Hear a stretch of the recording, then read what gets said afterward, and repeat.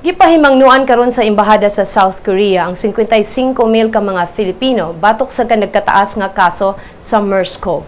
Adunay 87 na kakaso sa Middle East Respiratory Syndrome kon MERS sa Seoul karong adlaw ug 23 niini ang bag-ong kaso.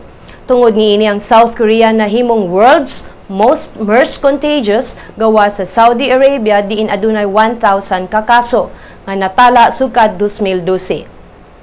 Apil sa mga bag-ong 23 nga kaso, 17 niini ang na-infected gikan sa ika-14, ika-14 nga pasyente sa Samsung Medical Center sa Seoul.